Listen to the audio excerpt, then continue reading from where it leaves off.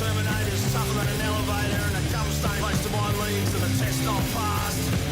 Crazy socks and sway locks last. A slaparachi, a slaparachi, a fucking slaparachi, a slaparachi.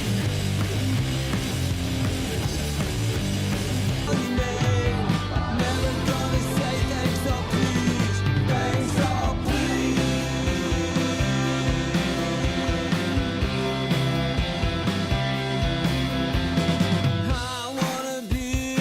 Sociopath, and I won't give a damn.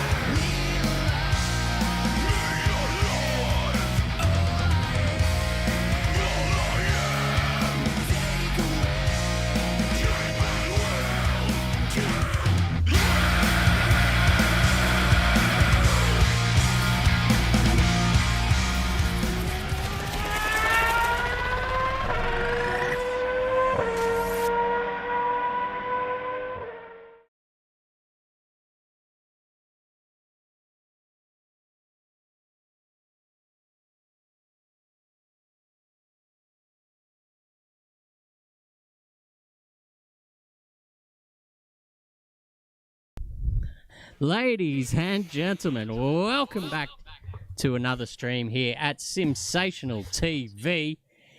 Is it hot in here, or has my co-commentator got a bloody singlet on? Gee whiz, and it's all happening here. Zach O'Reilly, what have we got coming up tonight? Mate, I'll tell you what, it is hot in here at the moment. It's another 30-degree day in Melbourne, and it's hot at Melbourne Park, that's for sure. Wednesday Cup, ladies and gentlemen. Round 1 of season 15. We're back. And we are back indeed. It is incredible to have these guys around. I'm loving every moment of it, Christopher. And what better cars to start it off in the Pragas, the R1s to be exact. And Jesus H, mother of goodness gracious me. It is a barnstormer. The tight midfield is back. And these guys have got everything to race for. First time this in Wednesday Cup history, there is a trophy at the end of this season. Wow, these guys have got something to race for, Christopher. Yeah, absolutely. And it's only taken 15 seasons. So Alex McEwen's, wherever he keeps his trophy cabinet, is probably breathing a sigh of relief that he doesn't already have 15 in there to start with. So we'll see how he fares for the rest of the season. But, by runs on the board, he's probably got his name written half on there already. Well, look at him. He's not far off, actually. I'll tell you what, Matthias Falzon, the Maltese Marvel himself, is only within a whisker of the man himself, Alex McEwen. So tight at the top in the practice session at the moment. But wowee, it's going to be exciting. And I have to invest in a new microphone boom because this one here is just absolutely died on me.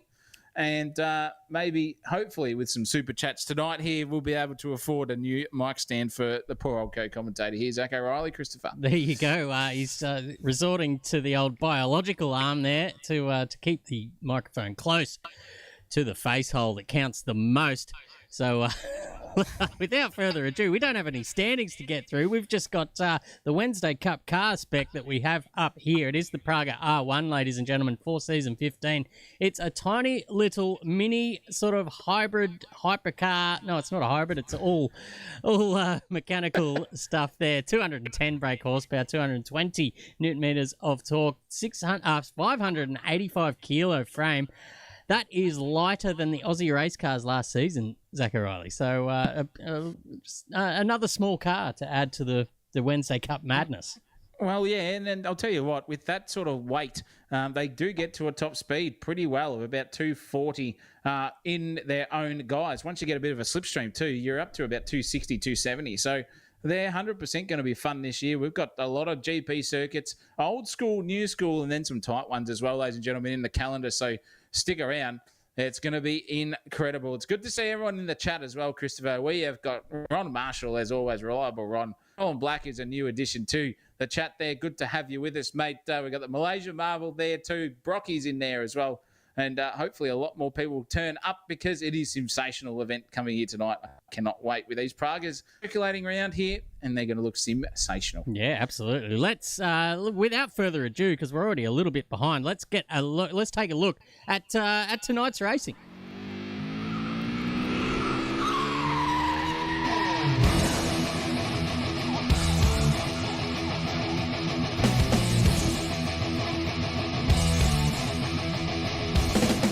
That's right, ladies and gentlemen. We are at Albert Park GP circuit with 14 turns, 5.2 kilometres in length. So plenty of time to stretch the legs on these little Praga R1s into the heavy braking zone here at turn 1.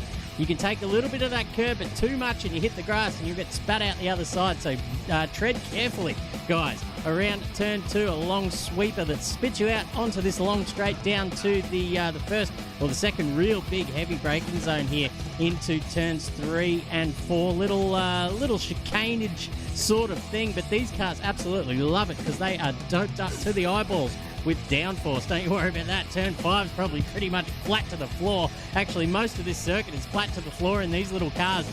They will dip it in here at turn 6, a blind turn, run it right out to the curbage there on turn 7, and then this big, long turn 8. You've got plenty of time to get your taxes done, talk to your accountant, do whatever you need to do before you hit the anchors at the end of this big long straight. You get a nice little view of the Albert Park complex here in Melbourne. Absolutely beautiful stuff into turn 9, which is just a little flick to the left and then another flick to the right at 240 odd k's an hour. So very lively there in these little cars. And yet another long shoot down into turn 11, where you want to be getting on the brakes, and this turn has been widened in past years, so plenty of overtaking opportunities down into there. Turn 12 is just hit and hope for the best, come out on top and get on the brakes for the final little hairpin in turn 13. And this turn 14 is all about being steady on the throttle and keeping that car balanced up until you can hit full throttle and fire it down the main straight again. That, ladies and gentlemen, is a lap of Albert Park, and we are up to round 1 here for Wednesday Cup in season 15. Qualifying is a quick and short 7 minutes. Race 1 will be 15 minutes long, as usual. 16 minutes in race 2. That will be a top 10 reverse grid, mind you, ladies and gentlemen. Race 3, 17 minutes with a top 12 reverse grid. And ladies and gents, the practice primo this week was Matthias Falzon with a 1 minute 50.043, and I'm pretty sure, Zach O'Reilly, they're pretty close. If not, have eclipsed that now in the practice server as we speak. Well, they've dead set spat that dummy and gone into the 49. So we are now at 49 and a half, and that goes away with Alex McEwen. But Matthias Falzon only 67 hundredths of a second right behind him. So those two are going to be fighting tooth and nail for the rest of the season, I would predict. And then the mid-pack, there's 3 tenths, and then it's only about another 2.5 tenths splitting third all the way to 8th. So wait until we get racing, ladies and gentlemen. But qualifying's coming up next, and it's about time we get into that, ladies and gentlemen. Stick around. SimSational TV with myself and the man, myth, the legend himself, Christopher Munro, are going to be right back with you. Qualifying in just a few moments.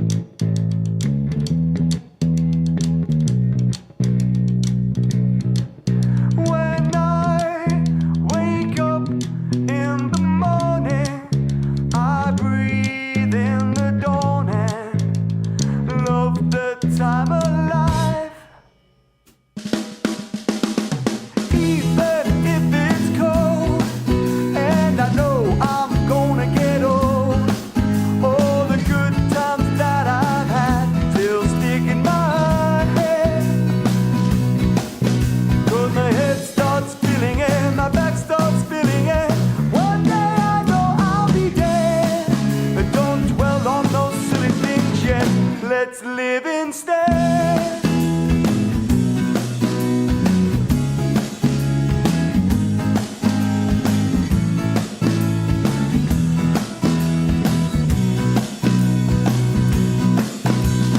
Loving in the night, 'cause you know it just feels right.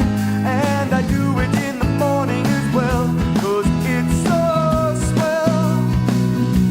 Hey, yeah, I do it in the daytime too, 'cause it's for me and you, and the love I love to share. So here's some for you, 'cause my head starts spinning and my back starts spinning, and one day I know I'll be there. But don't dwell on those silly things yet.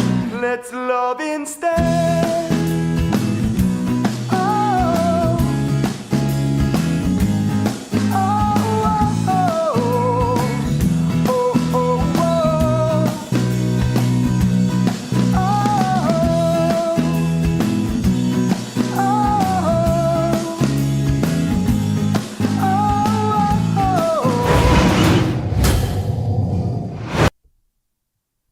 And we're back on track, ladies and gentlemen, ready for a qualifying session. 2 minutes to go.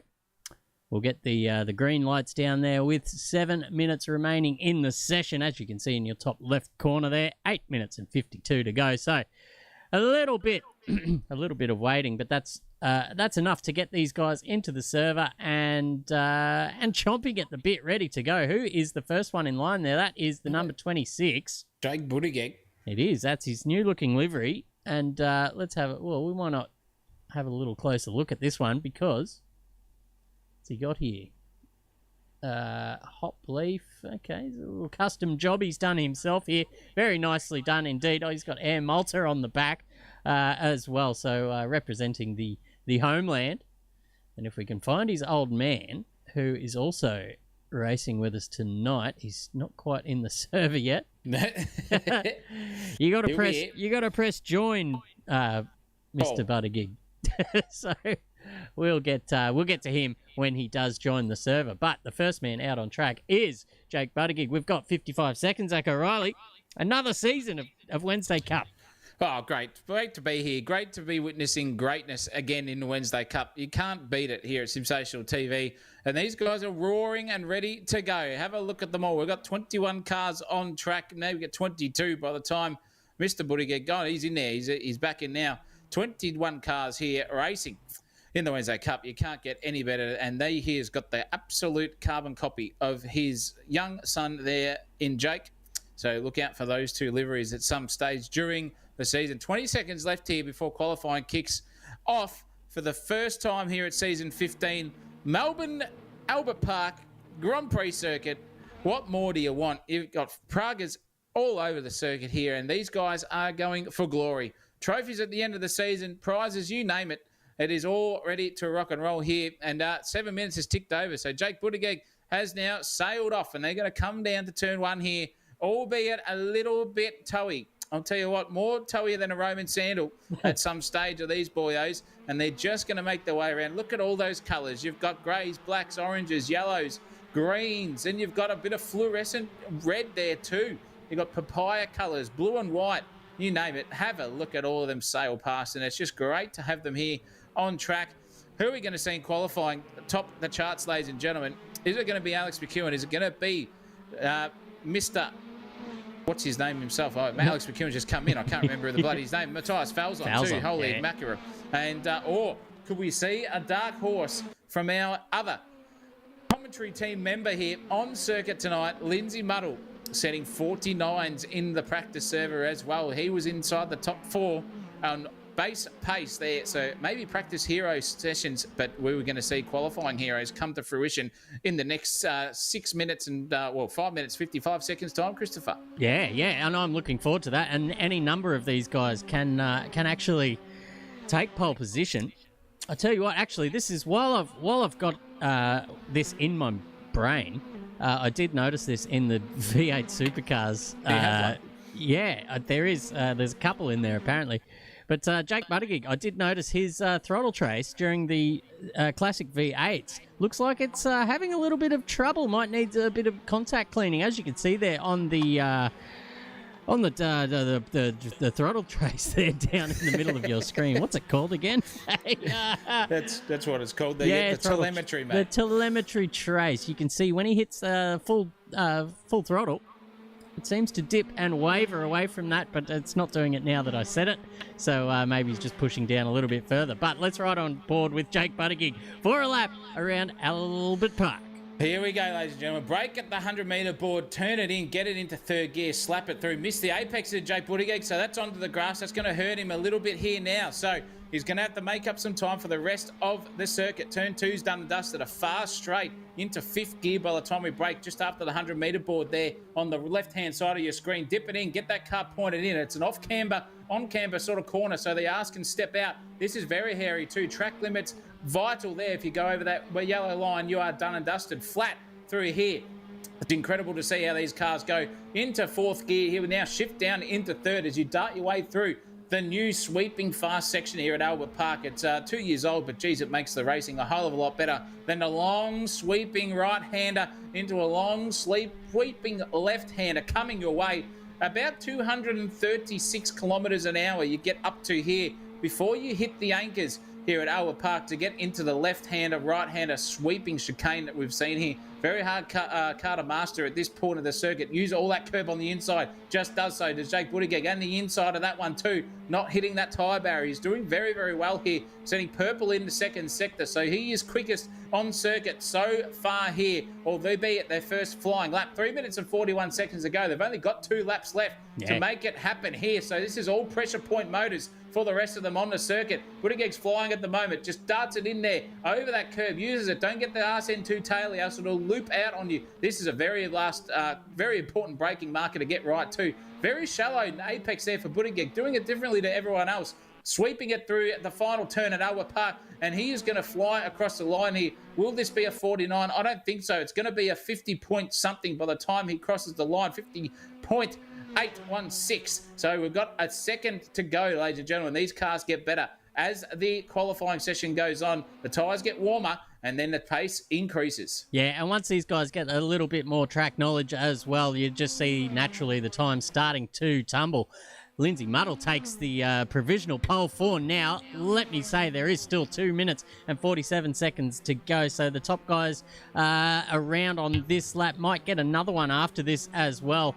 In saying that, there's another 40 seconds to go. I reckon they'll all get another 2 laps out of it. That might just be a invalidation there from Muddle as well, just going a bit wide at turn 4 and there. So that's back to the drawing board for Larko. But Falzon, the man who was fastest during the week in practice. Look at the particles just doing strange things there on your screen. But a beautiful looking livery there too. The Jaguar F1 colours of yesteryear. Really nice to see. I love any sort of green looking race car. So that is nice to see that one out on track. But watch out for this guy. He's certainly a threat for pole position, Zachariah. Yeah, he is. In that beautiful 2001, 2 and 3 esque Jaguar Formula One livery is definitely a quick one too here on the track, albeit he's 2 tenths away from McEwen and getting bottled up there by a lap marker in front of him. So he's going to have to go back for the drawing board. This is only going to be one more lap for Falzon for it to count. The series is going to be, but it's Alex McEwen on top with a 1:49.440. I told you those mid 49s were coming, ladies and gentlemen, and there goes Alex McEwen, bang, 8 tenths of a second better than anyone else, Christopher. Yeah, and he's gone purple in the first sector as well on his next lap, so he's looking to improve here big time as well. He's up by, let me think, he's up by just over 2 tenths at the moment, so looking to maybe just, if he can push in the second half of this lap, do we think he's possible of getting a 148? That would make it almost, will make these cars almost faster than the Gen 3 supercars have been lapping around here during the week since they were released over at AK Racing as well. So they've been getting an absolute flogging in the practice server. But 49's there, so, geez, very evenly paced with the big heavy Gen 3 supercars. Yeah, definitely. And it's amazing what the difference is. You've got way more horsepower. You've got even 3 times the horsepower in a Gen 3 V8 supercar. Yeah. But you've got about 3 times as less downforce. And that's where it equals out, ladies and gents. The apex speed is paramount here. If you put a V8 supercar on the circuit, it would absolutely drag the nightmares out of these Pragas down the front straight, but then come to the apex. And Alex McEwen goes quicker again.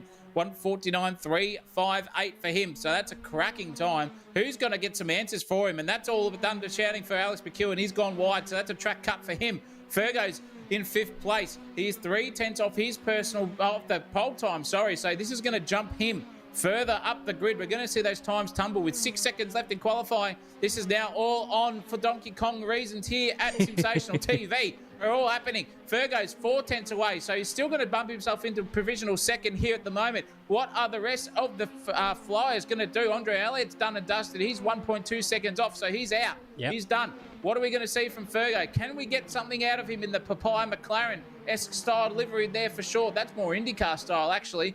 So look out for these guys. What are we going to see? The times are coming very, very shortly. Jake Buttigieg's about to cross the line now, so we'll see him. Oh, that's an error, Lindsay. That's Nathan Hughes, is it? Yep. Off the circuit, so he's not done and dusted. Jake Buttigieg's gone with a 50.2, so a 9 tenths away. Yes. He's just pipped Lindsay Muddle there for a second place. Fergo's on here. He's going to jump himself up into second place. What has Matt Munro got? Nothing. 151.2. 150.4 for Captain Kirk, and Fergo's 150.2. Alex McEwen has just absolutely sailed off. Bullock's done a 151.2 as well. Wow, that middle pack is Yes. absolutely tight as a nuns, you know what. And these guys are flying. Even Jason McFadden can't get into the 50s even there as well. So, massive, massive story here. What has Matthias Falzon got? Absolutely nothing. As he comes across the line shortly, he's on and he's out. Yeah. He's spun it off at the last corner, and that is all over bar the shouting. Wowee, what a topsy-turvy, quick-fire qualifying session, and that is what Wednesday Cup is all about, ladies and gentlemen. Take your opportunities when you can, because they don't come very often, especially in a short little qualifying session such as a 7-minute when they're doing almost 2-minute laps. So Alex McEwen is the man in qualifying today, the number 91 there. Very nicely done by him. He rules the roost by over 8 tenths back to Buttigieg and Ferguson. Both of those guys actually muddle. You can throw in there as well. Fouls on Kirk, all separated by the smallest of margins. Elliott back there too. Oh, and now everyone just starting to depart the service. So we're going to have a look at our grid, our starting grid for race 1. Alex McEwen will start off pole with Jake Buttigieg outside of him. Ferguson off the second row with Lindsay Larko Muddle, our usual co-commentator there for SimSational off the second row. For Matthias Falzon off the third with Will Kirk. We didn't call his name. He just snuck under the radar there into 6th position. Elliott and Hughes behind those two. James Bullock and Matt Munro make out your top 10, ladies and gentlemen. Zach O'Reilly, who we got after that?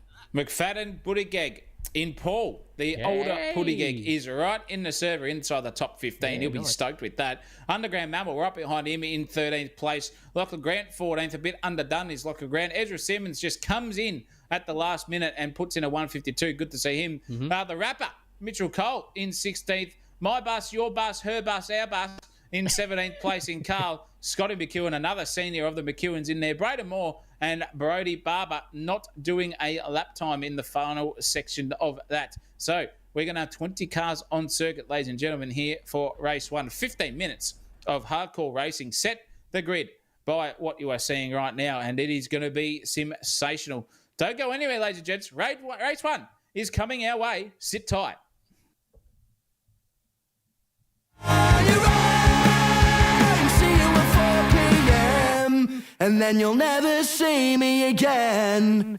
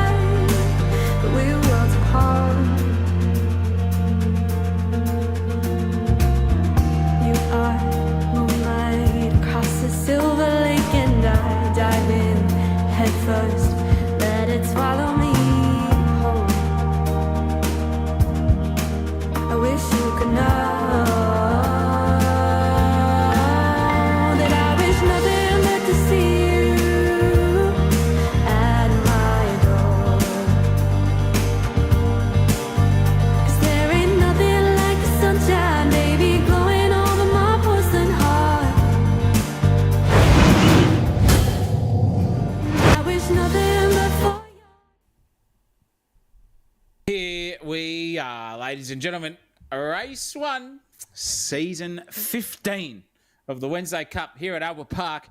15 minutes of absolute balls to the wall style racing coming your way here. And I'll tell you what, that grid is looking colourful, ladies and gents. Colourful, colourful, colourful. You can't get any more rainbow than that one. And it's going to be exciting. The chat is going absolutely nuts.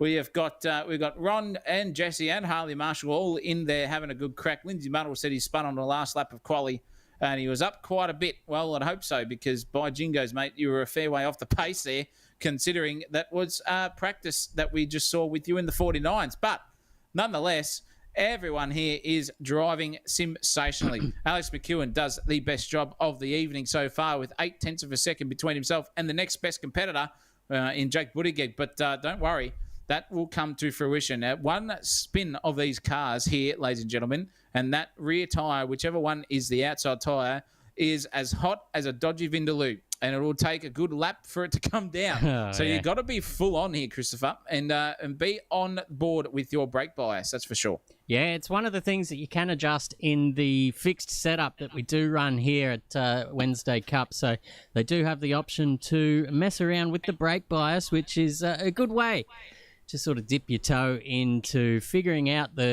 all the different ways to skin a cat when it comes to setting up a car, I can tell you that much. But these little downforce cars, they're very sensitive to pitch and roll. So they've got their work cut out for them tonight, that's for sure. And there'll be plenty of suck battles, I think, going up and down these long straights. These tiny little cars, only 200 brake horsepower.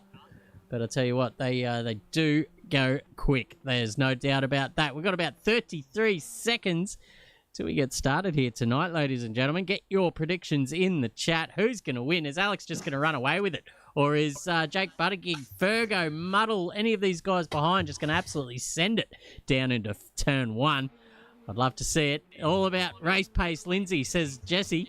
He's got the super coach on his side. Don't worry about him as well. So 10 seconds to a start, ladies and gentlemen. We will kick off proceedings for Wednesday Cup here in 2025. It's sure to be a ripper, and I'm glad to have everyone on board because it is now time to go racing. And look at the start there from Alex McEwen straight out to the front. Jake Buttigieg trying to chime in as well behind him. But look, here is where the battle continues. It's Muddle just being hounded by Andrew Ferguson on the outside. And look at that, Falzon. And who's that in the Alpine? That's the Captain Kirk just getting overtaken there. But holding Falzon at bay for the time being. Anyone's going to have a dip here. It looks to be Husey. He's going to go and try and send it around the... Oh, no! Matt Munro with an absolutely stupid move up the inside. Gets everything he deserves there. He needs to go to the back. That's absolutely rubbish from the younger Munro.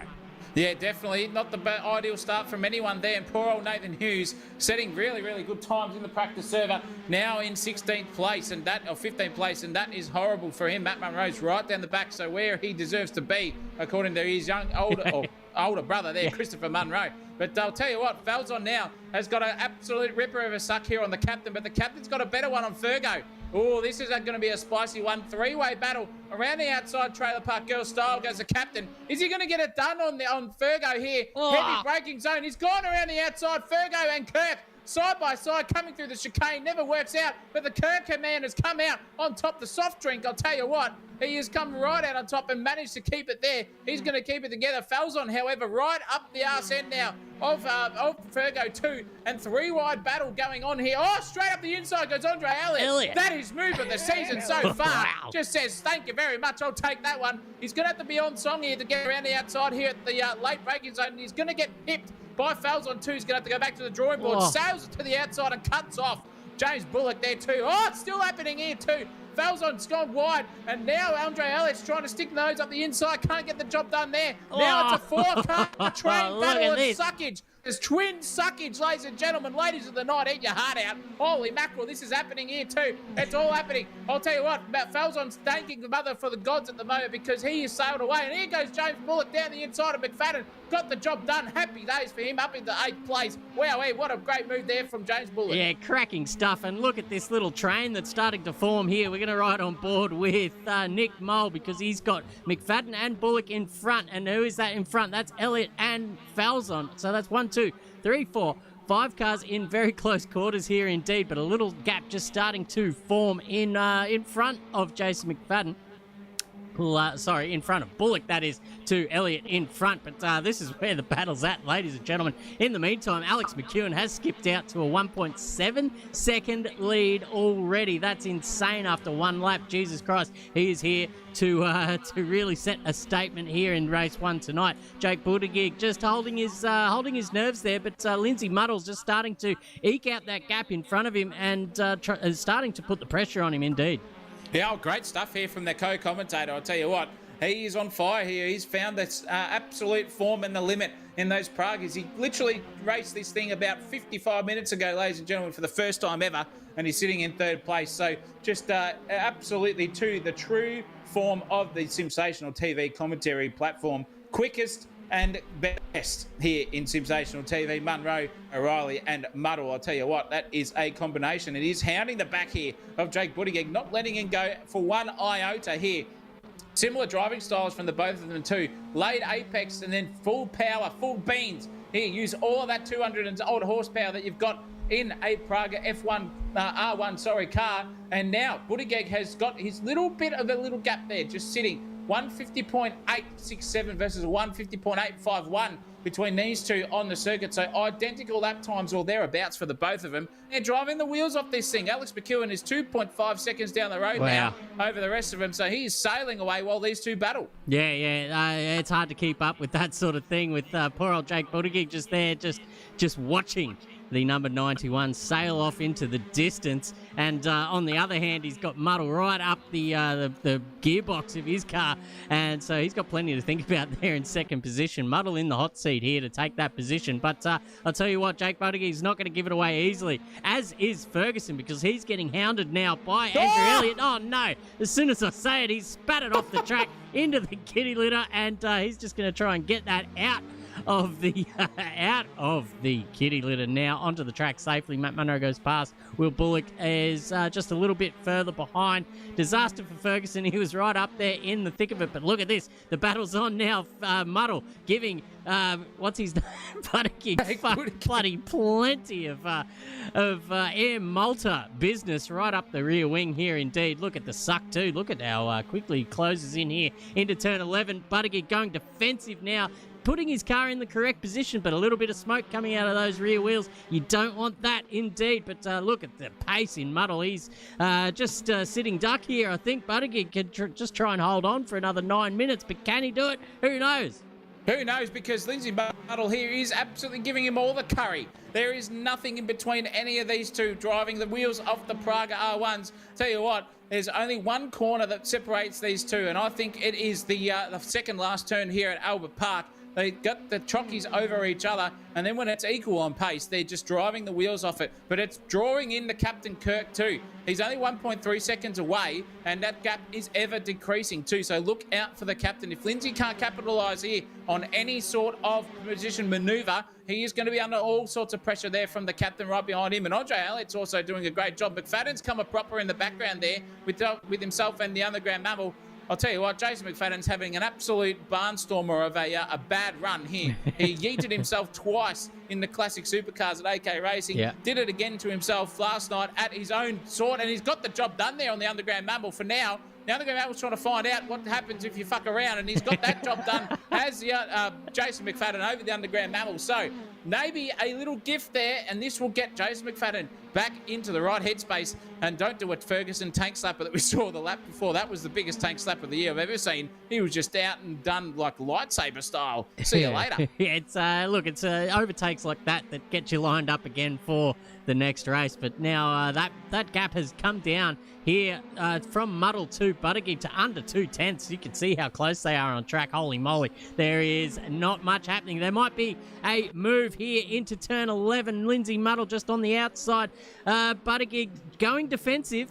Muddle looking for a switch back there, but Buttigieg just placing his car in the perfect spot there to block any intentions of Muddle to go up the inside there of him. But it seems to me that Muddle's perfectly happy with just being patient here for the time being.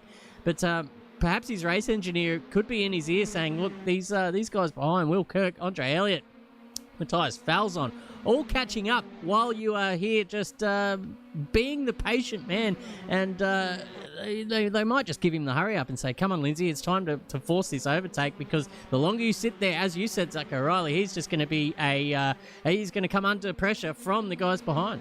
Yeah, definitely. Let's ride on board with Lindsay Muddle and see what he's doing in comparison to Jake Buttigieg, because the pace is really, really strong from the guys behind. It was 1.3 seconds, and now it's 0.6 of a second. It is halved within a lap, sitting behind the cork in the bottle at the moment of Jake Buttigieg. Lindsay Muddle driving the wheels off this car, but needs to get an aggressive move under his belt. He's just got to send it harder than an Australian Express Post style and chuck it out the window and just give it all straight to Jake Buttigieg if he's not going to be under any pressure. Buttigieg's feeling the pressure there too. Speaking of which, he's just ran wide over the curbs. That's going to be a track cut. Now Lindsay Muddle's going to have half a run here. Watch that decrease ever so slowly. But Andre Elliott now out in the back of the captain. So this could be a position change here. It's going to be, because here on the inside is the advantageous line for Andre Elliott. Ooh. The Doc is driving the wheels off this thing, getting the patience in, and sails around the inside and got that job done beautifully. A purple second sector there for Andre Elliott. He is flying quicker than anyone on circuit now. And this is going to be a 6-car battle, Christopher Munro, here in about a lap's time, I reckon. Yeah, you're not wrong. Everybody's got something to say, but I tell you what, actions speak louder than words, and results speak louder than actions. So don't you worry about that. He's a mover and shaker tonight. Andre Elliott, he was telling us in chat about how he's undercooked. He's been on a plane all day, travelling back from Sydney back to wherever he lives in New Zealand. I tell you what, maybe it's done him the right job, because he's come out here absolutely firing. He's made up a few positions off the start, and I tell you what, if he can just tack on to the back here of Lindsay Muddle, he might just have the advantage of a little bit of a suck, and he might just be able to tack on.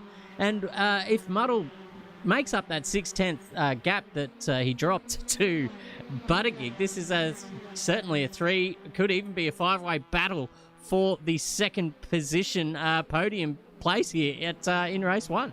Well, yeah, I reckon the higher that you go in the air, the cleaner the oxygen is. So maybe a bit of injection into clear headspace there for Andre Elliott. It's doing him good at the moment. Maybe he should just get on a 737 and sail across the I don't know what ocean it is between Melbourne. No, Tasman, is it? There you go, from New Zealand to Australia. But nonetheless, driving the wheels off it, Matthew Falzon is absolutely singing that car with every single grip limitation he possibly can, going onto the grass, trying to stick on the back of this potential battle train that we've got here. And it is only, It's only 0.6 and 0.3 between 4th, 5th, and 3rd.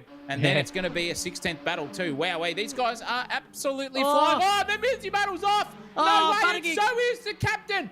Oh, you could know that the captain, Buttigieg too. Bit of a contact there between both of them. I reckon that was nefarious indeed. Whoa. What has happened between the two? Maybe a brake check there from Mr. Buttigieg himself, and it sent Lindsay Muddle off as well. Wow, what a change of position. James Bullock's gone into 5th place. Falzon can't believe his luck, sitting in 6th place, and he's in 4th. And the captain now and him are basically in a 3-car battle between Andre Elliott, Kirk, and Falzon. This is exciting. Look at this.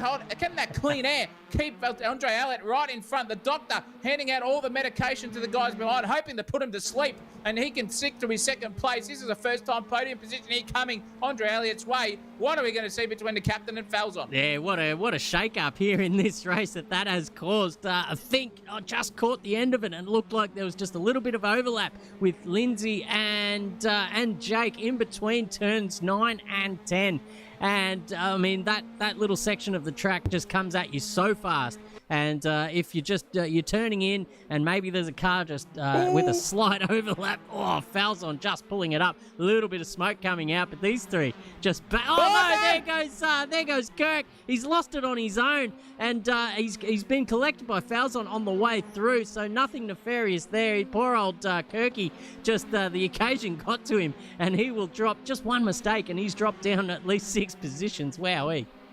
Oh, that's incredible stuff. You can't write about it, ladies and gentlemen. Racing is never over until the fat lady sings and that checkered flag is waved, and that's ideal for Captain Kirk in that grand scheme of things. And he's under pressure here too from Matt Munro, who absolutely punted the shit out of someone in the first lap there.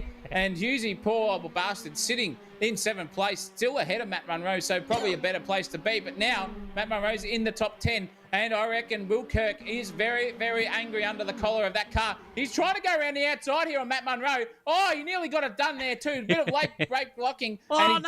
He's punted himself into the fence. Oh, the Kirk is absolutely muddled. Oh, my goodness gracious me. You cannot get any worse than that. And he's trying to get back onto the circuit. Everyone's going to sail past him as well. He's just trying to flick reverse, get out of that track, that gravel trap. And who's that behind him? Don't tell me that's another car as well. It was that Fergo just sitting behind him too. He absolutely shut his pants as well, did Fergo. Saw the car there, and he's done another tank slapper as Fergo. Yeah, I think he just balked him as he came from around that turn 10. As these cars, they're tiny. You're sitting basically on the ground like a go-kart. So that that tyre barrier there at turn 10 would have obstructed Ferguson's view. And look at the cracks in the windscreen. Mate, more cracks than a nudist beach there. Yeah, absolutely. More cracks than Brunswick East at 1 in the morning. Oh, he's got steering damage too. Yeah, poor but like he can hardly get around turn 13, so he's going to have to come into the pits. Or does he just carry on for another minute? He's just got to go around for one more lap. Fergo, he's going to come in and get it repaired though. That will be the end of his chances for a top 15 as he just drops down to 16th. But 1 minute to go in this race. This is the closest battle now. It's Jason McFadden just finding the back of Jake Buttigieg after his misfortune there with Lindsay Muddle. Where did Muddle end up? He's down there in 10th, about 6 seconds off the pace now. So, it's just been action-packed so far. Lots of tight racing. But I'll tell you what, the speeds and the downforce where these cars excel means you've really got to have your wits about you when you're racing in close quarters with other cars. Yeah, definitely. And when it comes to lightweight too, there's not much weight transfer that's needed to slap these cars and tank slap yourself out of any sort of racing fruition. That's what we've seen here from Fergo, as well as a couple of bit of contact there. The captain's DNF'd as well. So Captain Kirk's out of this race, DNF'd, and I don't think it's going to be too far away before Fergo does the same thing. But McFadden here is hounding Jake Buttigieg. The corporal himself changed liveries this season, so he's not in the usual red, yellow and blue. He's in the white and red set, and McFadden now has only got the last lap here to complete. Alex McEwen is 10 seconds down the road from any threat, so he's done and dusted. But what can McFadden do here? Is he going to get a bit of a suck here from Jake Buttigieg? This could be interesting, ladies and gents. You can see it happening now. Buttigieg's seen that in his rear vision mirror, gone defensive and brake checked him early. Oh, McFadden absolutely slammed the anchors on there over the grip adhesion of those tyres. And now Jake Buttigieg's just going to sail away, and that probably would be job done there for the both of them. That's Fernando Alonso style defensive driving from Jake Buttigieg. Just checked McFadden up there, and now Nathan Hughes has got half a sniff too, and he's definitely got a sniff because McFadden's wide, and he's binned it again. We're going to call him the terrorist. He's Osama bin Laden every single race he can possibly get into. Here's McFadden. And oh my goodness gracious me, from 5th to 6th to 8th, within a quarter and a half. Poor old McFadden having an absolute mare here tonight. The Underground Mammals in 7th place. Can't believe his luck here. And Nathan Hughes has gone from dead set last all the way up into 6th place. Cracking drive from Nathan Hughes. Yeah, tell you what, he was the silent assassin last season as well, Nick Mole. He, when we did the stats at the end of the season, I think he ended up 5th. Overall, outright, and in the entire season only placed in the top 5 once. So how's that for consistency? How's that for consistency? Yeah, absolutely. Yep. Just does these kinds of things where he just picks his way through the field when they're up there doing silly stuff, but we'll come back and give him a rap because here's the man that deserves a rap right now, Alex McEwen. We saw him get off the line, and since then we haven't seen him because he's been about 10 seconds up the road. He will come across the line to take the checkered flag in race 1 of 2025 Wednesday Cup campaign. And bang. Bang. How about that? A fastest lap of the race to boot. 1:49.5. That's qualifying pace. Gee whiz, Alex McEwen. He's going to be hard to beat here tonight. Andre Elliott crosses the line. Sorry, Zach. Crosses the line for second. Matt Falzon in third position. Bullock and Buttigieg make out your top 5 with Hughes, Mole, McFadden, Munro and Lindsay Muddle rounding out the top 10. Buttigieg in pole. He's rounded the second last turn here. Cracking drive from Paul Buttigieg. It says he's in 13th, but he's in actual 11th place. And driving the tits off that Praga. That is a really, really good debut against all of these quick drivers and regulars too. In Cole, Bullock, Simons and Scotty McEwen with the haircut as well. He's going to be happy with that 11th place. Is Paul Buttigieg. Thank you very much. He says, I'll take that one. Mitchell Cole right behind him, just crossing the line now with Will Bullock there. Only a 10th as well. Photo finish. Yeah, that was tight. Basically there for 12th and 3rd. That was tight. I'll tell you what. My bus, your bus, anyone's bus has come across the line in 14th. Ezra Simons as well, rounding the second last to final turn here in the Ferrari livery style Praga R1. And he's going to take a 15th place. Scotty McEwen, another 8 seconds behind him. That's a cool livery. I wish if I was racing, I'd choose that one, Scotty McEwen. That's a custom one. That is a custom one, is it? Yeah. I love the wins. I love that livery. That orange, purple, and blue looks sensational. Well done to Scotty McEwen inside the top 20 there for his first go here in Pragas. Yeah. Braden Moore and Brody Barber and Andrew Ferguson with Mr. Payne. We'll call him Max for now. Rounding out the final grid for 20th with Kirk and Grant DNFing. Yeah, I think Payne was a late entry there, yes, so we'll get to see him in a full race coming up very shortly when we kick off race 2.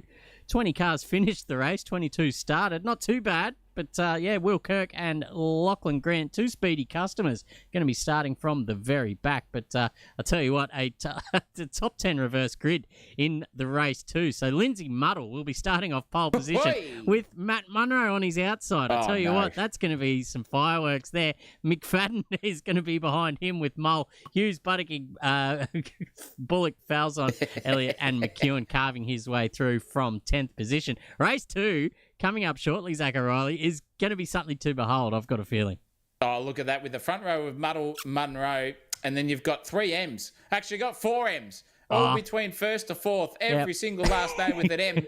You got the triple M, you got quadruple M here for the race 2 coming our way, ladies and gentlemen. Hughes, Buttigieg, Bullock, Falzon, Elliott and McEwen all behind them for the reverse top 10. Geez, that's going to be something here at Albert Park. Sure as is. the chopper just sails away over the beautiful COVID state there you can see there in Melbourne itself. But don't worry, ladies and gentlemen, go get those drinks refilled. Go get your condiments ready. And SimSational TV is going to be back here at Wednesday Cup. Race 2, reverse top 10 grid.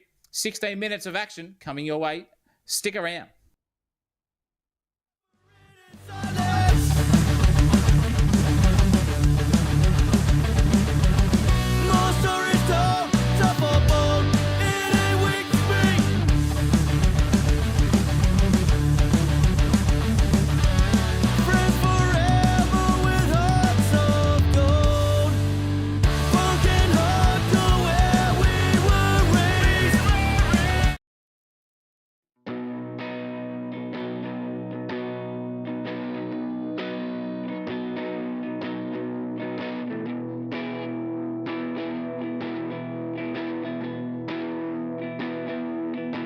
As I walk for hours through West End over to Newstead, it just sucks. I had no cash for a cab, and I would've just slept in a car park or in a space down in the train stations. But I knew that I needed to go home. I see the faces of the city, I see the dealers and the girls of the night.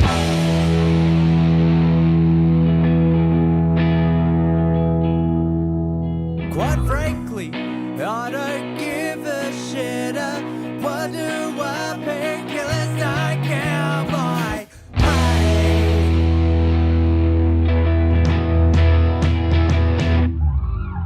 and it was written on my face.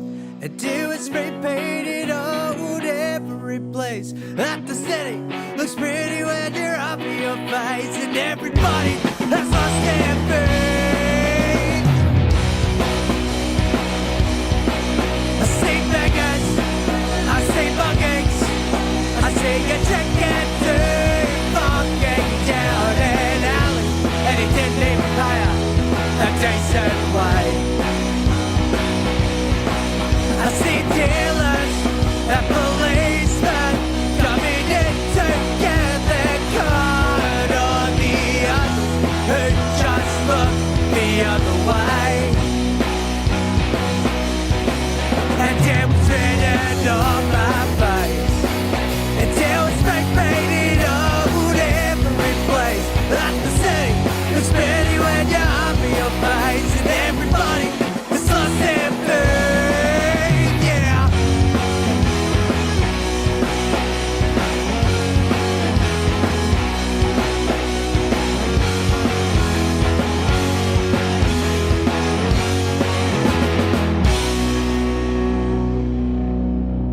It was written on my face, and it was spray painted on every place. That the city looks pretty when you're up in your face.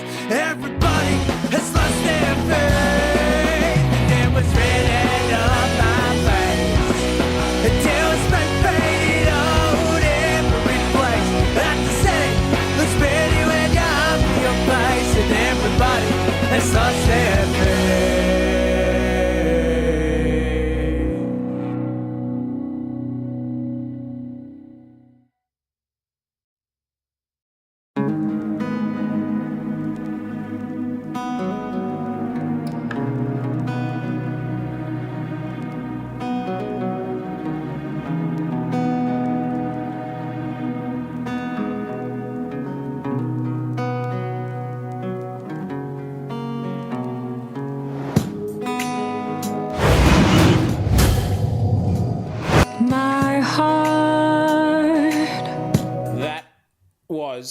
The best of the best there at Skip the Pleasantries. The gospel you just heard there, rising into the sunset here at Albert Park. I'll tell you what, Christopher Munro's band, and he is the bass player and backup vocals in that, if I believe, in that band too. But that is nothing to say. Backing up here, speaking of which, it is a reverse grid. I'll tell you what, Alex McEwen's going to have to fight his way through from 11th place, Christopher, and get back onto the top. But Lindsay Muddle is off pole position with an angry Matt Munro there right behind him. The next M on the grid is McFadden with the Underground Mammal and Nick Mole next on the second row of the grid.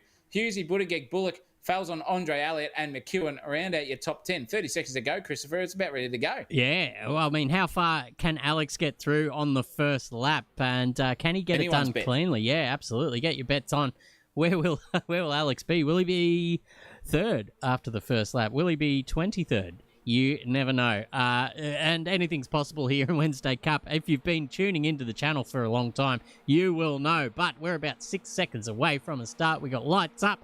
We can hear the revs of these tiny little prototypes. And we're just about to get stuck in here, and Lindsay Muddle straight off the line tries to cover, but Munro's got a cracking start, and he will just fill that gap with the with his version of his Praga R1, and he will lead up into turn one. What a nice start there, but clatters across the curbs and gets all ups unsettled there in the R1, and that just gives Muddle another little chance here. We're going to ride on board with him because this is the battle for the lead. Munro just trying to cover. There's not much of a gap there. Gets on the brakes very late. Munro's gone way deep, and he's out. He actually gets back onto the track for third. How the shit did he do that? That's insane. But Buttigieg now slots into third with Nick Mole and Andre Elliott behind him. Here's a little gaggle of cars. We've got Hughes, Bullock, Falson and McEwen has made up no spots so far, still sitting in 10th position. He's got the Ferrari colours of Simons behind him, a little bit of a gap to Mole.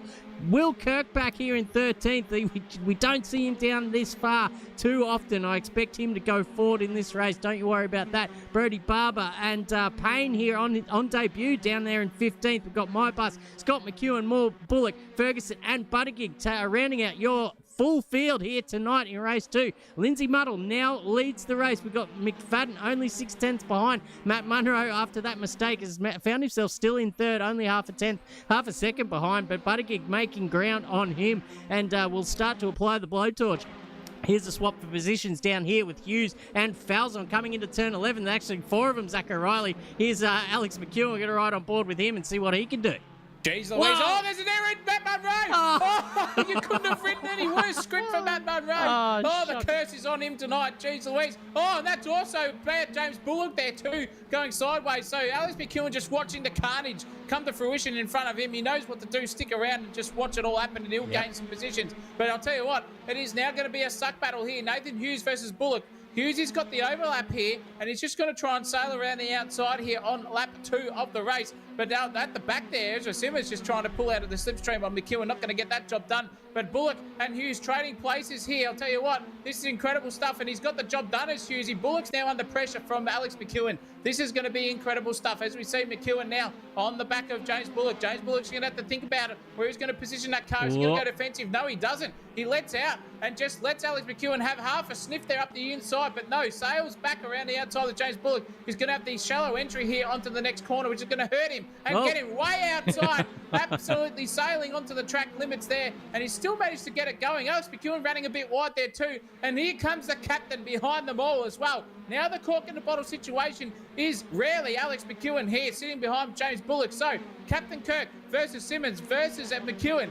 Round 2, here we go. And the Kirk man has just gone straight up the inside. He's put the afterburners on his Battlestar Galactica there and just sailed around the Starship Enterprise, I should say. Wow, getting the wrong terminology mixed up. But he's got tapped. Oh no! That was incredible. Simmons has tapped him and just let the anchors off at the right moment, because Kirk would have absolutely shut himself there and thought that the race is over already, rather shouting, but he's managed to keep it recovered. And now on here, McEwen versus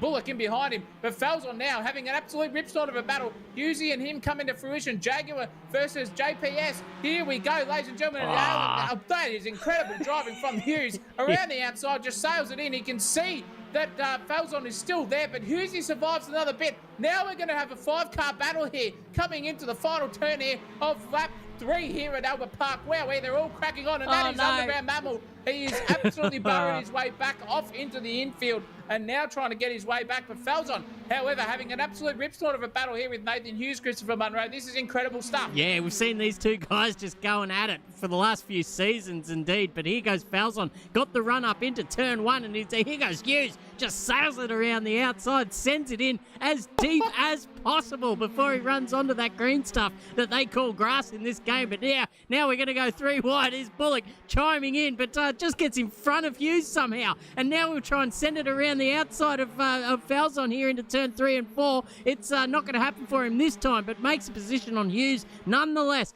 But now he's got his eyes forward and focused on that green R1 in front of him. That is Falzon. We're going to ride on board with Bullock and see how he can just upset the apple cart here. And you can see Falzon very wide off into the grass. That might be a little bit of an opportunity. Certainly the eyes got a little bit wider there in the Bullock-mobile. He's on track here to hit the top 5, but I'll tell you what, look at behind him now. We'll just get off that. There's a couple of little cars coming up behind Hughes and McEwen now. McEwen made 2 places up off the start.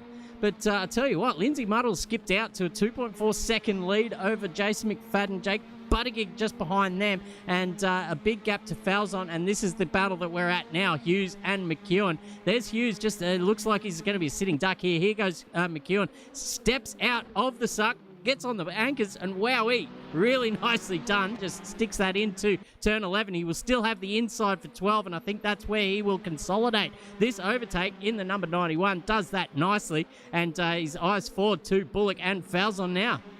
Yeah, definitely. Well done to McEwen, just cleanly as a whistle, as he generally does here around the outside and up the inside goes McEwen. So 7th place now on McEwen watch from 10th on the grid. Not where he'd want to be, but now Matt Munro is giving all this curry to everyone in sundry. The haircuts come to death with Matt Munro. Whether there was contact there, I'm not too sure, but Munro in 13th place in the AMG Mercedes livery there, R1. He's just trying to get back any position he possibly can. Basically on the rest of the field. But Andre Elliott is having a barnstormer of a night here. 2nd place in race 1, and he's now in 4th place here too. He's just got a bit squared up there on the exit, so that's going to hurt him versus Buttigieg. Now Buttigieg's going to have his eyes forward onto Jason McFadden in front of him. Jason's got to keep that car straight as an arrow tonight. He's not going to bin it off into the wall. That is my prediction for the rest of this race, and inevitably it might happen, but he's sailing off, and Lindsay Muddle is just absolutely creaming the rest of them. How important is clear air here at Albert Park? It is just incredible stuff to see what we can do once you get a bit of free space and no cars in your vision in front of you. It's important to know, ladies and gentlemen, out there in viewership land, when you are following another car in front of them, in front of you, it's very hard to not keep your eyes off that car in particular. And the monkey see, monkey do action does happen. But Andre Elliott's just got nothing of that ability here at the moment. He's going to try and go on Jake Buttigieg, Trailer Park Girl style here. I don't think he's going to get the chockies over Buttigieg. He's very, very good under brakes, is Jake. But now he's undershot it, and that is absolutely commentator cursed him. Now Andre Elliott's going to have half a shot here too. He's got the overlap just, but not enough here on Andre Elliott. Jake Buttigieg, tell you what, these two are not letting go of each other. The final step on the podium here for race 2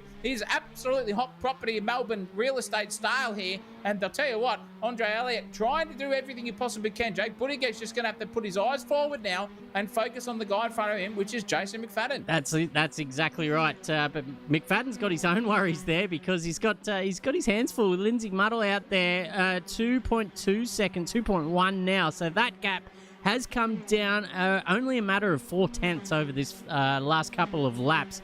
But I'll tell you what, that means there's, 4 laps to go, and if he can pull 0.4 out each time, he'd be pretty close to him by the end. But I'll tell you what, it's always a push and pull battle when you get into these little time battles with the car in front. Because they're watching your times, you're watching their times. They probably are both watching their sector times as well. So always responding and just keeping up with what is going on either behind or in front. As you can see now, Lindsay Muddle has responded and taken those 0.4 back just in the first sector alone. So, geez, there is a few guys cheering for Lindsay in the chat as well. Ron Marshall as well gives him the old go Lindsay. And I'll tell you what, with 7 minutes to go, that's where I'd be putting my money right now. Oh, yeah, absolutely. The Black Bullet has got it, says Ron Marshall. I reckon he has got it, to be quite truthful. But they're driving the wheels off these cars. And Nathan Hughes now versus James Bullock. Finally got the chockies done, did Nathan Hughes over James Bullock. So he's got a little bit of clean air in front of him just to focus his eyes forward and see what that battle in front of him is going to come to fruition between Falzon and McEwen. Neck and neck in the practice session was Falzon versus McEwen. Only 900ths of a second between them. Bullock's trying to go around the outside and see what he can possibly do. But that is a late break move there from Hughes, and he's going to be susceptible here. Definitely susceptible. Bullock's going to take that position straight back off him. So Hughes, he counted his eggs before he took them into the basket, but not for long because now he's got the inside runners, Nathan Hughes. So James Bullock's going to have to think about it once more. Sandra's love child there, thinking about it over Merv's love child. The two love childs having a great battle here between the two of them, and they're just going hammer and tong at each other. 6th and 7th and 8th place, sorry. He's absolutely hot property here too. And I'll tell you what, Andre Elliott though, he's not letting the back go of Jake Buttigieg here, Christopher. Those two are now tooth and nail between each other, and it's not letting go at all because McFadden has had an absolute mare. He is now really, really coming into the eyes here of Jake Buttigieg. I reckon the arrows are getting a little bit closer, and that sight point just narrowing ever forward on Jake Buttigieg's eye socket. He won't be too worried about Andre Elliott. He's just got to keep it mean, clean, straight, and fast, and he'll be on the back of Jason McFadden in no time. Yeah, well, it's they both go right off into the bunda there, but managed to keep it on track and keep it all safe and sound for now. But I tell you what, these two guys, the podiums get the pussy is the old saying goes. Hey. Both of these boys just trying to get their end in here tonight. Someone give him a podium, but here we go. Andre Elliott is officially undercooked in the practice department. He's been out all day. He's just got home. And I'll tell you what, it's done him the best he's done so far in any Wednesday Cup series. He's got the pace. He just needs to get this overtake done, but it's proving difficult because Jake Buttigieg just knows where to put that car and place it nicely, just to put that era of doubt into the mind of Andre Elliott. There's following him around. 5 minutes to go is a long time in motorsport, but in this circuit, what's that? 2.5 laps? Maybe So all he's got to do is hold on for another 28 turns, put that car exactly where it needs to be, and he can come home with the chockies there in third position. Mind you, Jason McFadden has just set the fastest lap of the race, 150.3. So that gap has disintegrated in front. That is now almost under a second, which means in the old F1 terms, it's in the DRS range. These cars do not have DRS, by the way, but I tell you what, he is now starting to find his form and cut that lead down for Lindsay Muddle. Buttigieg and Elliott are just tagging along for the ride as well. This could be a four-way battle for the win. I'd love to see it. Who wouldn't, especially the viewers at home?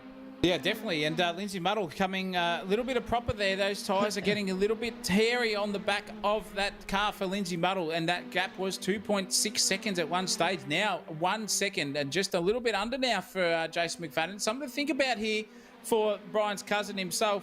What can the puddle of mud do out in front? We're not too sure. If anything comes to fruition between those two, I'll tell you what, Elliott and Buttigieg will be right on the back of them in a heartbeat. As Chris said, only 2 and a bit laps left here of racing, and Andre Elliott's just setting PBs after PBs. So once you get in a bit of clean air in the Pragas, they really come on song. The dirty air does hamper your pace here in the grand scheme of things too, which is very much an F1 style sort of setup there too. So you got to keep your eyes forward and peeled and just consistent. And I'll tell you what, not doing that sort of thing there for Andre Elliott is going to be happening. But Jason McFadden's come a proper, and he's come off the field. Oh. It has happened again to Jason McFadden. Brian's cousin sailing down. He is now only an 8-time millionaire. He was a 9-time millionaire, and now he's only 8. And now he's got his compatriot in the Kiwi land, Andre Elliott, behind him to maybe give him some absolute bunda by the time they get around, stick it up the arse there of his fellow compatriot and Anzac. I'll tell you what, Jason McFadden once again coming a proper when it counts. And now Buttigieg has inherited second place. Lindsay Muddle's galloped off into the distance, 2.6 seconds now. That should be all done and dusted for him, bar the shouting. But now it is going to be a 3-car battle because McFadden does have the pace over Buttigieg, but Andre Elliott also had the pace over Buttigieg too. So we're going to have something happening here, Chris Mavamo. 2.5 minutes left. Oh, no! He's taking a boat at the MCG. It's all happened. Buttigieg's come a proper, and he's been taken out there by McFadden. Andre Elliott's gone through as well. Oh, you couldn't have written it any worse there for Buttigieg. The corporal will be spewing. He wishes he had his AK-47, I reckon, at the moment, just to shoot the tyres out of those 2 guys in front of him to get that position back. But Buttigieg got from 2nd to 4th in a corner, and that's what racing is all about, ladies and gentlemen. The size in the background, and I can hear him in the chat too. Poor old Buttigieg's gone from 2nd to 4th. Oh, I tell you what, there's plenty going on in the chat right now. If you've got a spare minute to have a read of that little thread there for the last 5 minutes, it's all happening, and the boys are not holding back in the way of that. But here comes Alex McEwen in all of this kerfuffleness. Here comes the silent assassin himself to pick off Buttigieg. And he's come from an absolute mile back. And here he is now in the hot seat. Neck and neck now down into turn 11. They're going to go side by side. Buttigieg has the advantageous side of the track for the next couple of turns here. Turn 12 is where you want to be. And he's just got the advantage over McEwen now. But McEwen's not too fast because he knows he can just make wave the magic wand and punt him.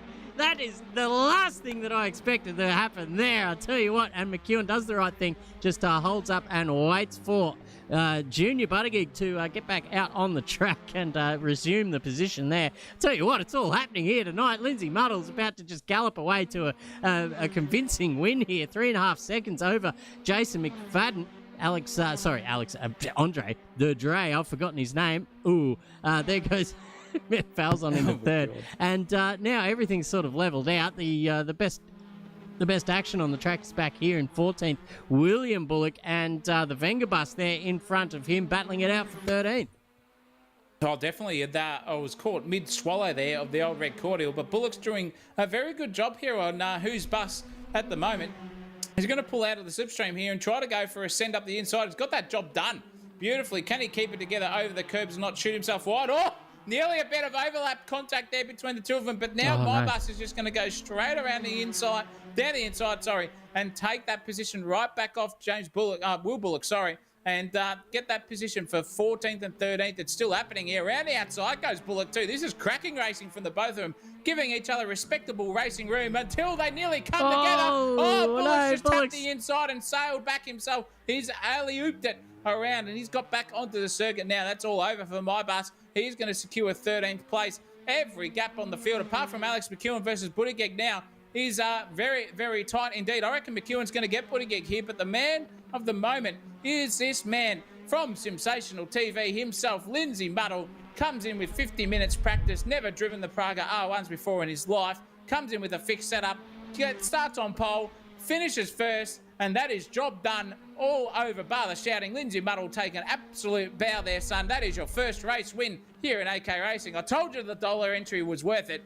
and he has got his prize tonight. Yes, fantastic stuff. They breed him quick here at SimSational TV. There's no doubt about that. And Muddle just staking his claim there. In race 2, McFadden crossing the line there for second position. Elliott in third, Falzon fourth. Nathan Hughes on the comeback trail after his unfortunate incident in turn 3 in race 1. Makes his way up to the top 5 here in race 2. Bullock of the James variety in 6th. Jake Buttigieg in 7th. Alex McEwen only made his way up to 8th. So that's that, I guess, is testament to how hard it is to overtake maybe around this circuit. It's easy to catch up to the car in front, but another thing entirely to make that overtake happen. Nick Mull in 9th, Matt Munro in 10th, Ezra Simons in 11th. Will Kirk, the captain, will start on pole for race 3 there, down in 12th position. My bus in 13th. And Zach O'Reilly, who we got next? We've got Bullock, Ferguson, Moore, Barber, McEwen, Payne, Buttigieg and Mitchell Cole, and I'm pretty sure that it's a top 15 reverse grid for the next race, unless I am mistaken, which is going to put Andrew Ferguson on pole. I thought it was 12. We will double check in the background. We don't know.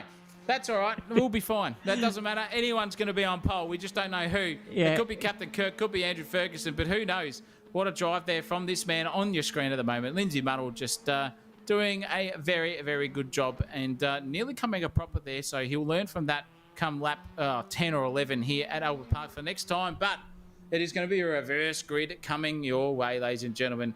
Wowee, what a sensational effort from everyone in sundry. Trials and tribulations, 2 Kiwis and an Aussie are your podium getters here for race 2.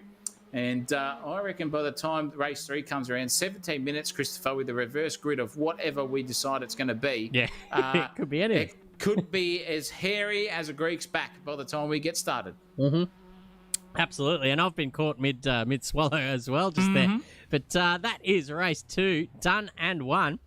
We're going to be back, ladies and gentlemen, shortly with race 3. It's a mystery poll, as BZ says. And we might just take an extra minute in the interlude to try and fix this stream. So if the stream drops out, ladies and gentlemen, hold tight because it will be back on the same link. So hold tight, ladies and gentlemen. Race 3 will be back, and hopefully a clearer stream for everyone. Sit tight, ladies and gents. We will be back soon.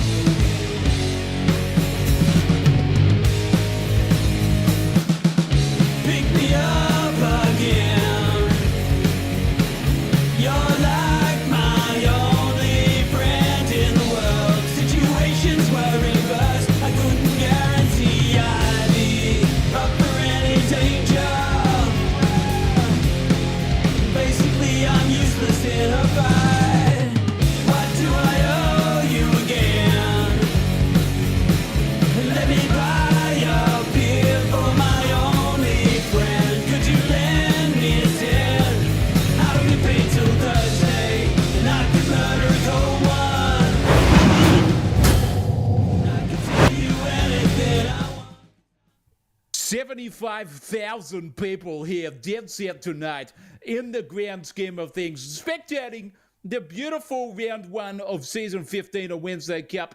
I'll tell you what, some of the racing here has been absolutely in the fair dinkum department. Dead set unbelievable. And I'll tell you what, Fat Man, here in the commentary box with me tonight is Christopher Munro. And when we have a grid set and ready for 17 minutes of hardcore racing, it is going to be the captain sitting off the front row with Ezra Simmons, Matt Munro, Nick Mile, Alex McEwen, Jake Buttigieg, Bullock, Hughes Falzon, and Andre Elliott inside your top 10 there for the rest of these proceedings here. And when it comes to grids, ladies and gentlemen, I am Rabs Warren, and Christopher Munro is the dead set best man inside of this commentary box. I have absolutely poleaxed the Zach O'Reilly out of this commentary position, and I'm going to take over for the rest of the evening unless he comes back with a crowbar or an iron bar of some description. Great to be with you here, Christopher Munro, tonight. I'll tell you what, I'm always in awe of the, just in being in the same vicinity as a liquid gold voice such as yourself. And I'll tell you what, the voice itself, I mean, what's the word? Nostalgia. The doyen of Nostalgia. Commentary is dead set mine to crown, and that is why I have that crown on the screen there, as you can see, ladies and gentlemen. I've got absolutely no qualms with anyone wanting to take out my position, but I'll tell you what, until I am lying 6 feet under, it is dead set mine in the fair dinkum department. It can't be too long for you, Rabs. You're getting a bit long in the tooth, but I'll tell you what, we are close to a race start, so we'll get you back in for the second lap to call some live action there, Rabs. So dead set. Yeah. Hopefully these R1s aren't going too fast for the old eyes. I'll see if we can slow it down for you here in the on the replay box in here at Albert Park. But either way, it's good to have you on board. We're just about set for a start. Will Kirk is off the front row. Watch him skip away because he's just been just begging for a bit of clear air tonight. He's been in amongst it. But tell you what, we are just about ready for a start, ladies and gentlemen. Race 3 is underway, and Will Kirk does get actually a bit of a tardy start. Ezra Simmons will maybe try and challenge him here into turn 1. Kirk comes across to cover. Where's Matt Munro, the bloody torpedo? Looking, he actually finds his brake marker this time. Does not kill anybody. Now he's in the hot seat. He will sit behind McEwen, actually. Has made his way around. Wowee, look at that. McEwen now will just challenge Ezra Simmons down into turn 3. Jeez, that's close. Just gets it pulled up. Simmons on the correct side of the road. And now Matt Munro just has a choice to make here. Which side does he choose? I'd just be sitting in behind Alex McEwen here as long as you can go, but he just forces Ezra wide there, a little bit of hip and shoulder. Perhaps that might be one for the stewards. It doesn't look like McEwen is redressing the position, so it's play on 4 now. Matt Munro in 3rd position, Ezra Simons in 4th, Buttigieg in 5th with Hughes just behind him. Look at that, and not much space in between those two cars. Hughesy might just try and make a move here at the end, but look at this gaggle of cars. This is absolutely insane. Alex McEwen's come a cropper. He's hit the wall somewhere and he's going backwards at a rate of knots, Rabs. This is all happening. Look at this gaggle of cars here coming through. Lindsay Muddle's involved. Falzon's involved. Bullock's coming up behind them as well. Andrew Ferguson just clattering across the curbs as well as they shoot down to turn 11. Jake Buttigieg now just trying to eye up Simons in front. It looks like Kirk and Munro have skipped away for the time being, but this is where the battle is, Rabs. It's all happening. It's dead set all happening here at the MCG and the FCG and the Albert Park circuit. I'll tell you what, Nathan Hughes is dead set driving the absolute pants off that Praga at the moment, and he's looking very, very hairy indeed, and so is McFadden here trying to go around the outside of the underground mammal himself, and that is going to be me, a three-way battle, McEwen versus McFadden versus Mo. I'll tell you what, and even out another fourth in there. Lindsay Muddle going on the inside, full defensive mode there, and they dart into the apex. I'll tell you what, and they've all gone wide there, dummy half style, and they are full-on racing for sheep stations. Alex McEwen has got the job done there over the rest of them, but Tyce Fowles will come out second, and look at the battle behind them too. It is happening. Ferguson, the angry Scottishman, around the outside with his crowbar. He's trying to get the points there on Lindsay Muddle, and he's got the job done there for now, and he's 100% full balls to the wall. I'll tell you what, the sheep shaggers are dead set touching each other there. Ferguson versus Muddle, holy mackerel. I'll tell you what, if there aren't some crowbars, some swinging bars, and maybe some hammers. Oh, dead set Bullock has sent it to the showers early there, and Muddle's gone straight through on the inside and just taken the chockies, and McEwen's got another battle there too. McEwen versus McFadden, 100% balls to the wall, full throttle action. Full off the half-back style. Billy Slater, eat your heart out. Alex McEwen on the charge here. He's going to score a try at any second because in front of him is Andre Elliott and Nathan Hughes having a good tussle there too. Oh, by jingo gracious me, this is all happening. Nathan Hughes under all sorts of pressure from Andre Elliott, and he's going to get the chockies around the outside style there. Can he get the swingman camera operated? I'm not too sure. What are these guys doing in the grand scheme of things? Hughes is still on the inside and just defending for his absolute life in 1994 State of Origin style. And it's Queensland versus the Blues. And it's right on here for another lap at Elbow Park. This is ridiculous out here, ladies. How do I work in these conditions? I've got the golden ear in my, or the golden voice in my ear constantly. It's as hard as it gets, ladies and gentlemen. And I'm just not talking about the commentary, ladies and gents. Here we go. Let's McEwen now. There we go. McEwen now has got a pretty good run now through turn two. He's got Elliott in front of him. And who's that? Hughes, Simons as well. Simons doing a great job holding on to fourth position currently. Will Kirk does lead this race, mind you. He's got 1.6 seconds out in front of Matt Munro, who in turn has a 2.8 second lead over Jake Buttigieg, and this is where the field starts to get a bit spicy, ladies and gentlemen. Ezra Simons there doing his best, holding his own in amongst the big boys. We've got Hughesy just hunting him down, but he's got his own problems because Andre Elliott is back. These two have been inseparable this whole round. Race 1, 2, 3, they've had a good old crack at each other. McEwen just fighting the odds now as well, up to 7th position, 12 minutes to go. Can he get to the top? I don't think he can. I reckon these guys in the Wednesday Cup this year are absolutely primed, and we could see 7 times 3 is 20. We could see 21 different race winners, Rabs. Well, in terms of the betting man on myself, I have dead set put a 4x gold slab on the table between myself and Fatty Vorton, and we have absolutely said that Alex McEwen will dead set win the championship in the fair dinkum department, but it's not looking too easy for the fat man himself there in Alex. Those testicles are dead set holding him down, and Matt Munro's come up proper there. No. He has sailed down from second, and he is sitting in now 6th place and going to be under all sorts of pressure from Alex McEwen. However, now Mo, back on the jockeys. He's trying to get up the inside of Mervyn Hughes' love child, as the co-commentator O'Reilly would say. And he can't get the jockeys done, but he's going to fight it. Door banging. Oh, that was State of Origin scrum style there by the two of them. And proper has come out of Nathan Hughes. He's lost a couple of positions there over the top of them. And Alex McEwen, side by side, dumps it up the inside, Shane Van Gisbergen style.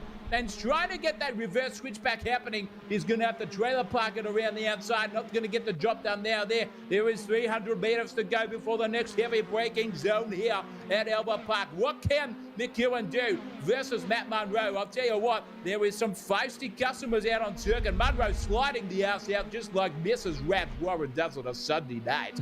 I'll tell you what, ladies and gentlemen, he is ready to go. There's the Raps. And I'll tell you, after about 6 or 7 Chardonnays, this is when I start to run out of breath. And I think I'm going to exit the commentary box as McEwen gets past Nathan here. Oh, Matt Munro's sorry, and that is my cue out.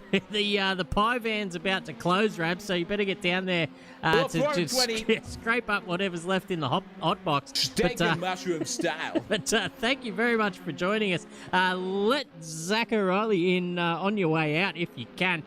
Maybe give him the old smelling salts to wake him up again after you've knocked him out with whatever crowbar you've done to him on the way out. But, always welcome back in the box. There is the legend that is Ray Warren there in the commentary box. Absolute here at SimSational TV. Tell you what, we've got to get him in the sim sometime and see how he goes behind the wheel.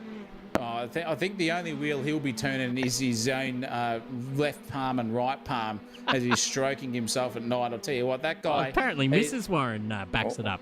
Well, I've heard that. I did hear him say something about Mrs. Warren, but nonetheless, it is all stroking at the moment here for Falzon versus Hughes, because those two are having an absolute cock-off, and here comes Andrew Ferguson right behind him too. So we've got a three-way battle here for P9, 10 and 8. And I'll tell you what, these guys are not letting go of each other. That is a lap traffic marker in front of them, I would say. And they're all getting bottled up. We've got Jaguar, Ferrari, McLaren, and JPS Lotus Style, all four line astern here. And the blue flag marker just getting out of the way at the worst point possible. No. Oh, they're all checked up there too. That's Holy no blue mackerel, flag. that could have been absolute disaster there. That's Simons. He's not a lap traffic marker. He just had no idea what was coming for him. Shut the DAX. And I'll tell you what, that red suit of his is going to need some dead set eucalyptus oil on the stains after that sort of style. Here comes the underground mammal too, Christopher. He's driving the wheels off this car, trying to get back on the pointy end between Falzon, Hughes and Ferguson for that battle over 7th place. Yeah, it was interesting. Like Simons has been holding on to, well, he was up there in 4th position just as Rabs was leaving the commentary box, actually, and he's just fallen back now down to 11th.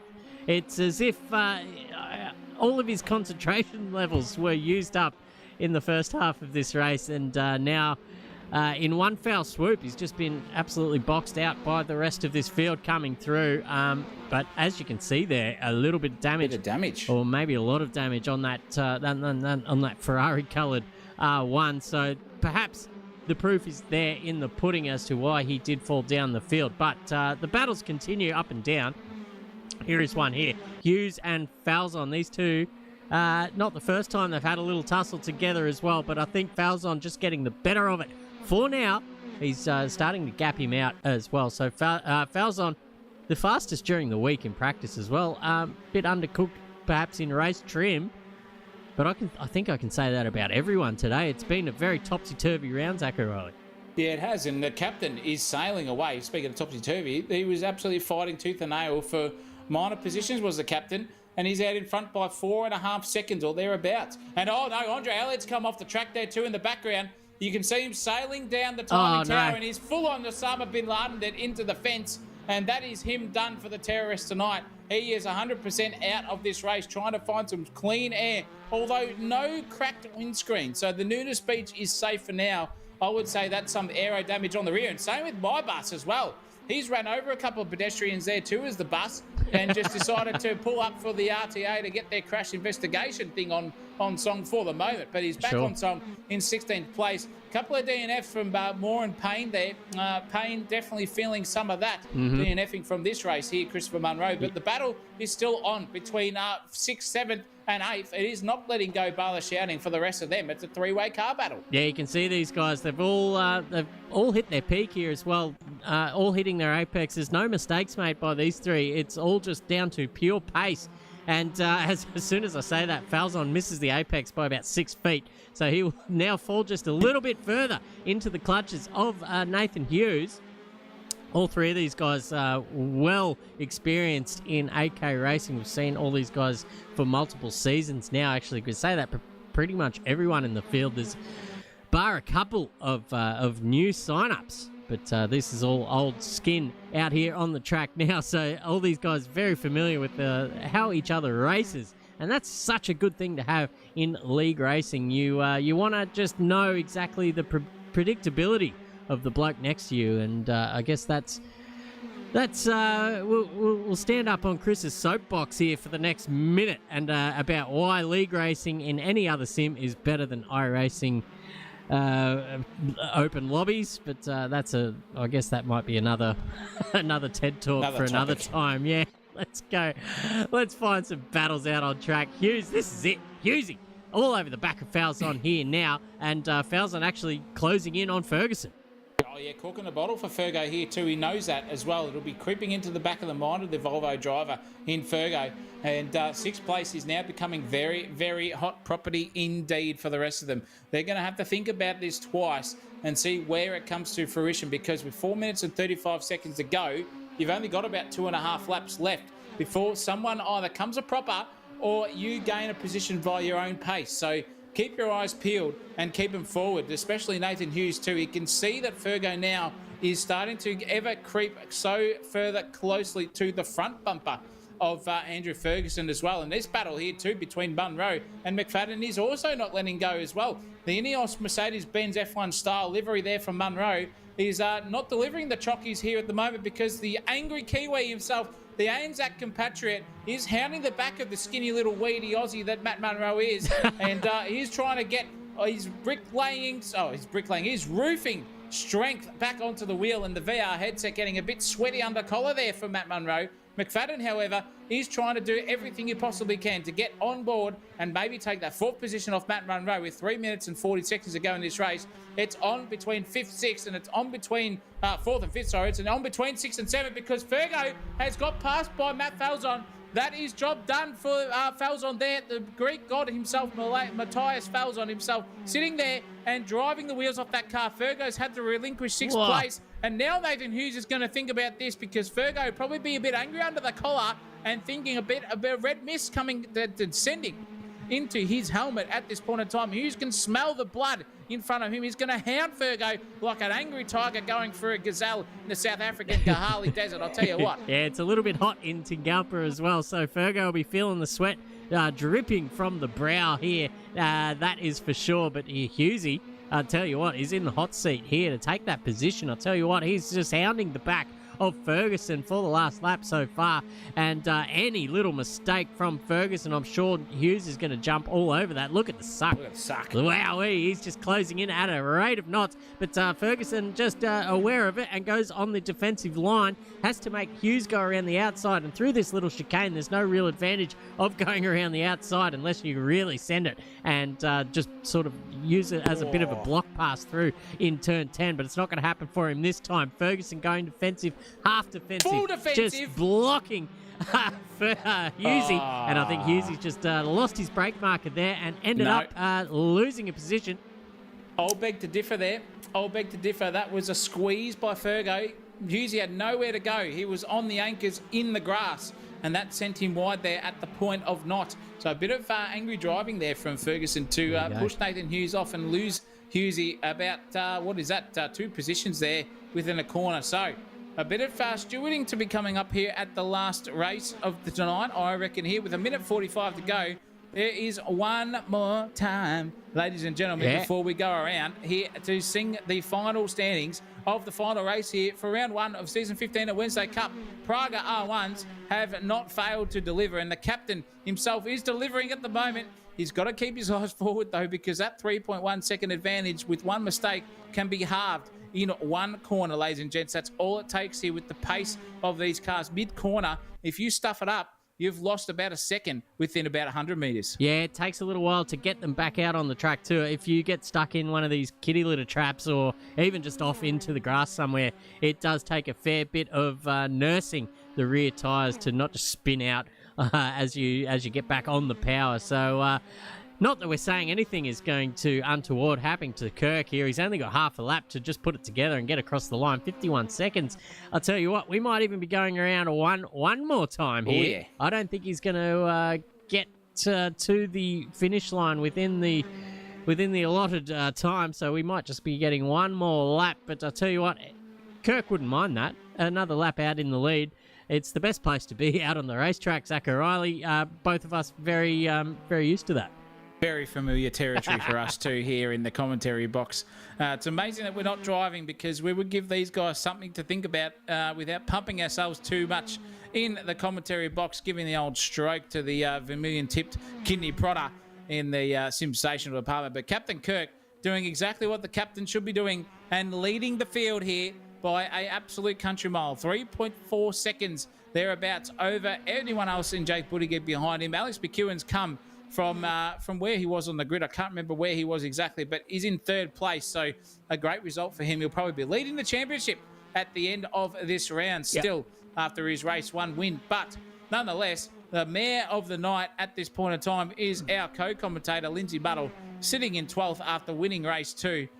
Just having an absolute nightmare at this point in time on the circuit. Nonetheless, for him, he'll get back onto the track for next round of Wednesday Cup, I am sure. But Captain Kirk sailing his way around the Albert Park circuit.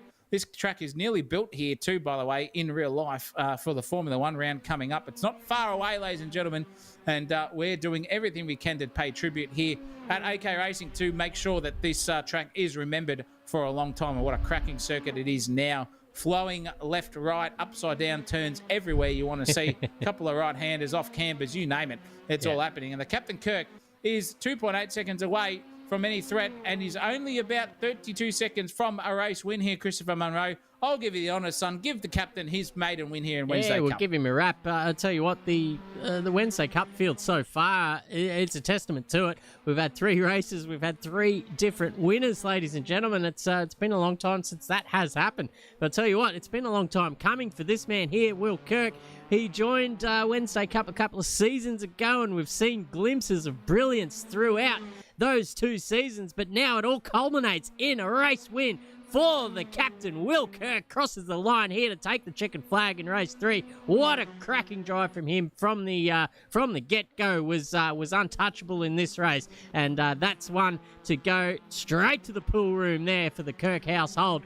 Jake Buttigieg crosses the line in second. That's a good round victory, a round result for him as well. He's been right up there throughout this round. Alex McEwen, as always, clinical and gets the job done there at the end. Matt Munro, we've seen have better days behind the wheel, but still manages to come away with a top 4 there as well.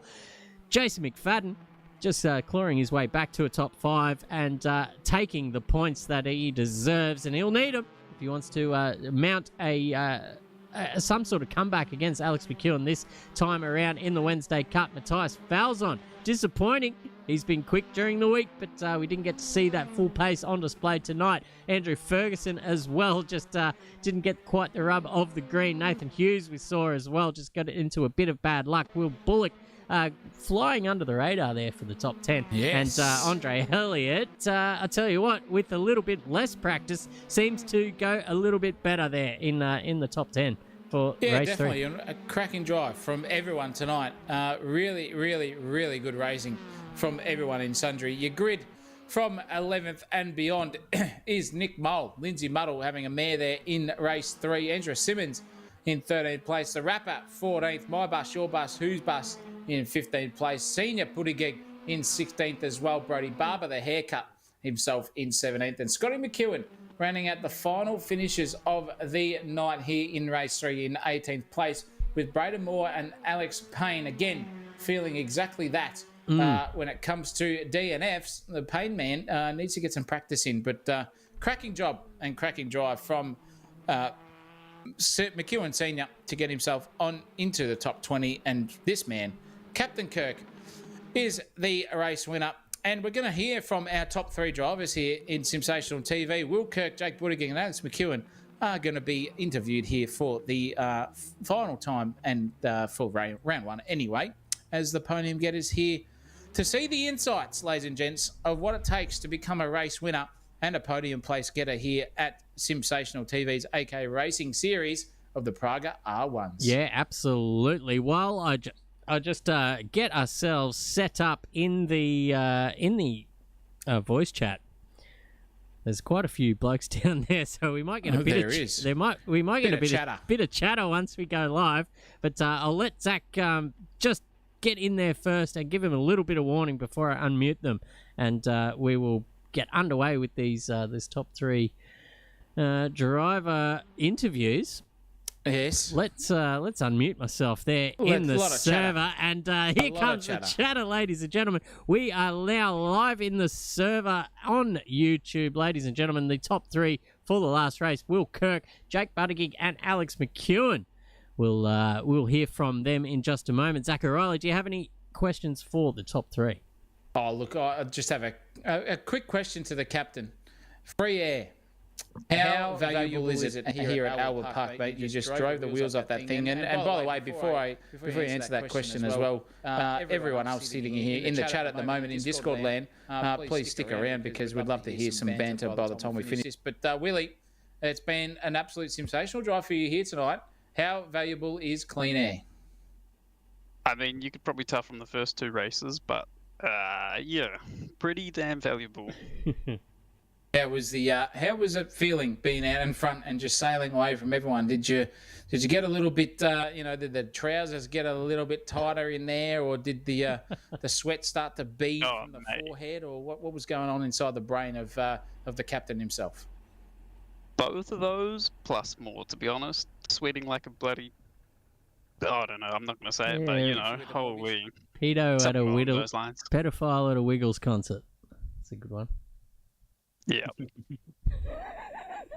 Not to put words in your mouth, Will Kirk, but no, mate, that's exactly what I would have said. Congratulations on is this your first win in the Wednesday Cup AGO Racing? I think it is. Absolutely, yeah. Thank God for the reversed grid, I'll tell you that. Yeah, well, they don't draw pictures in the results. It just says number 1, 2, and 3, so you can take that all the way to the cleaners. Who did we have in second position? Jake Buttigieg. An unfortunate mishap in one of the races. I'm trying to remember. I know you had a good result in the first, but tell us how you're feeling after this round. I probably should have done a lot better than I did, really. Got lucky to qualify second, especially considering all the guys that were behind me were setting a lot faster lap times in practice. Mm-hmm.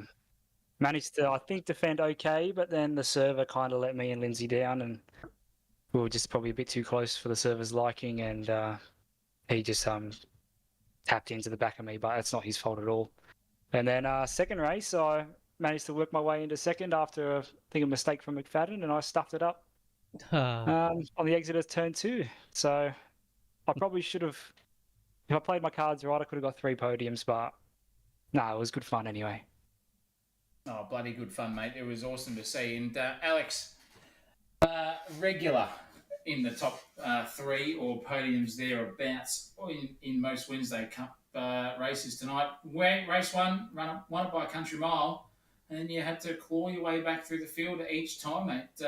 It's a bit harder in these Praga ones by the look of it. How did you feel? Oh, yeah, definitely clean air's worth its weight in gold, I think. It seems like the suck might be the go in these high downforce cars, but the reports from the drivers say they want clean air. Honestly, the draft I don't think makes too much of a difference. I think just good gearing selection at different points on the track that's gonna give you the most mileage.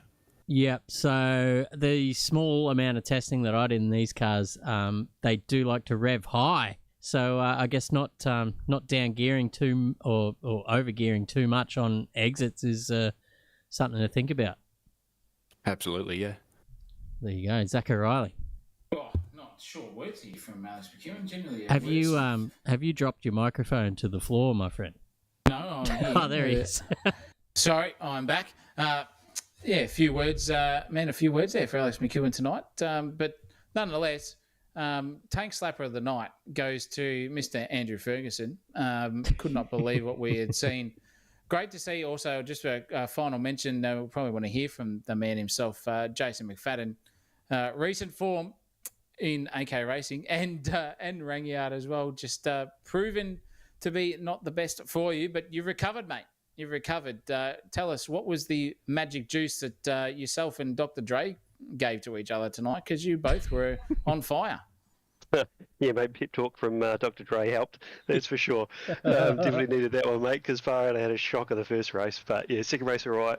Third race, yeah, not so flash either, but that's all right, we'll take it. I would too, as a fellow Anzac, that's for sure.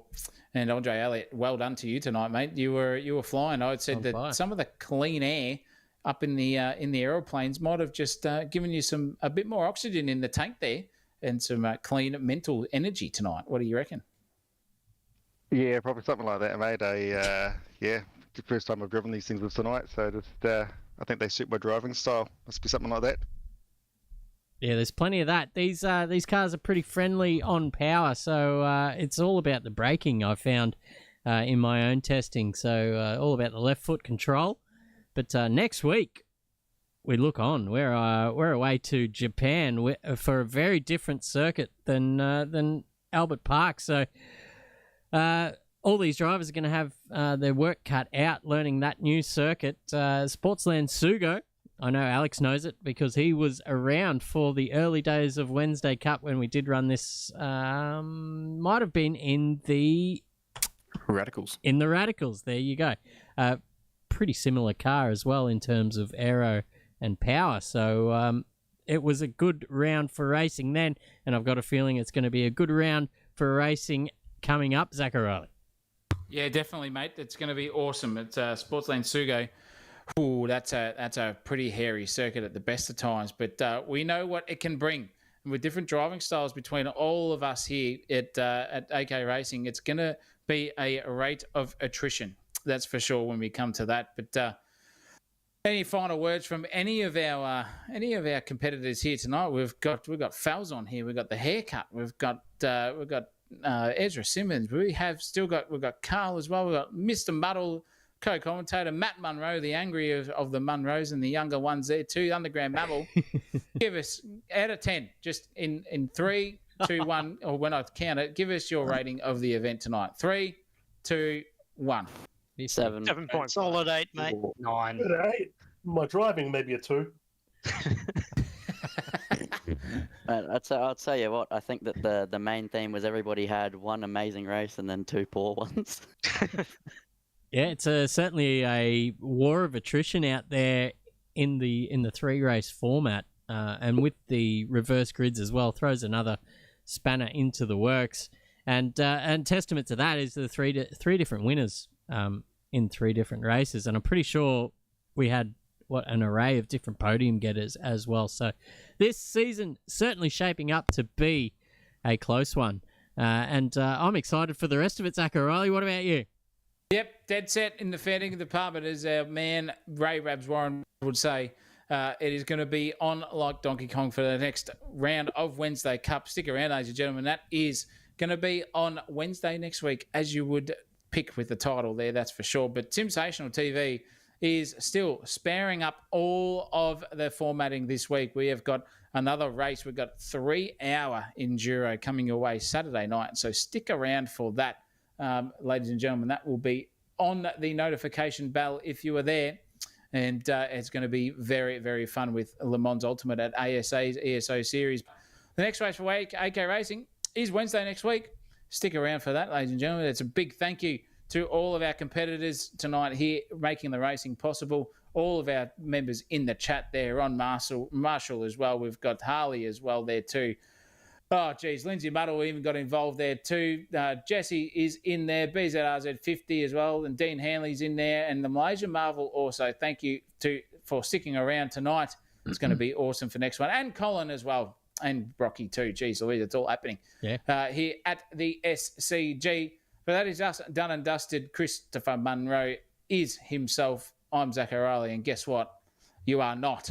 And as always here at SimSational TV, we'll be back here before you know it. And as always here, Christopher Munro, you know what to do here at SimSational TV. Keep it flat out.